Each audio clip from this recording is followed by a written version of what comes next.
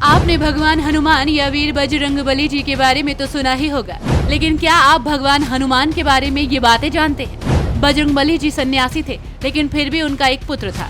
बजरंगबली जी की उम्र कितने वर्ष की थी? वाल्मीकि से पहले हनुमान जी ने लिख दी थी रामायण। क्या आपको पता है कि बजरंगबली जी के कितने भाई हैं? क्या आपको पता है बजरंगबली को सिंदूर क्यों चढ़ाया जाता है?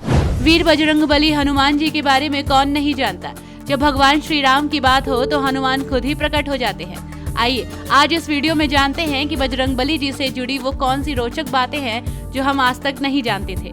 भगवान हनुमान का असली नाम मारुति है, लेकिन जब बचपन में उन्होंने सूर्य को निगल लिया तब इंद्र ने वज्र से उनकी ठुड्डी पर प्रहार किया। इसके बाद उनका जबड़ा बिगड़ गया, तब से उनका नाम हनुमान रख दिया गया। संस्कृत में हनु का मतलब जबड़ा होता है। भगवान हनुमान के 5 भाई हैं। ब्राह्मण पुराण के अनुसार अंजना और केसरी के पुत्र 5 पुत्र थे, जिसमें से हनुमान सबसे बड़े थे। उनके बाकी 4 भाई थे मतिमान, श्रुतिमान, केतुमान और द्रुतिमान। महाभारत में कुंती पुत्र भीम को भी उनका भाई बताया गया है।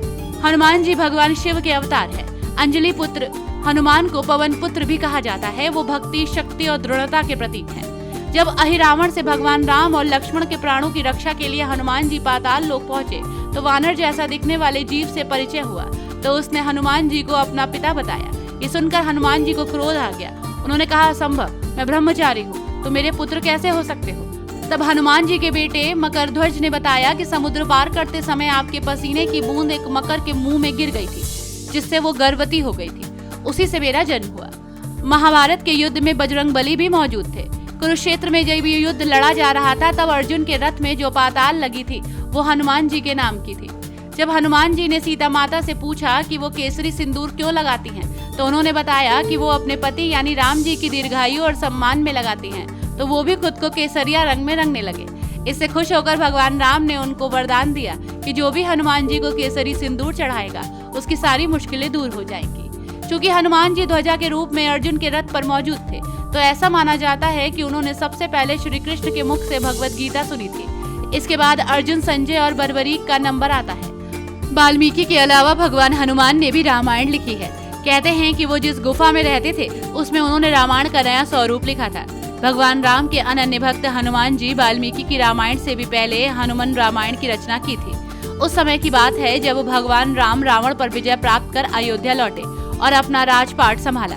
उस समय हनुमान जी हिमालय चले गए और उन्होंने भगवान शिव की तपस्या के दौरान शिला पर अपने नाखूनों से उस रामायण को लिख डाला। धार्मिक ग्रंथों के अनुसार हनुमान जी ने अपने गुरु सूर्य से सभी वेदों का ज्ञान प्राप्त करने के बाद जब उन्हें गुरु दक्षिणा देनी चाहिए तो उन्होंने लेने से इनकार कर दिया, जिसके बाद बजरंगबली ने अपनी यौगिक क्रियाओं द्वारा वंदना की, जिसे हम सभी सूर्य नमस्कार के नाम से जानते हैं। भगवान हनुमान के 5 मुख हैं, इसलिए उन्हें पंचमुखी भी कहा जाता है।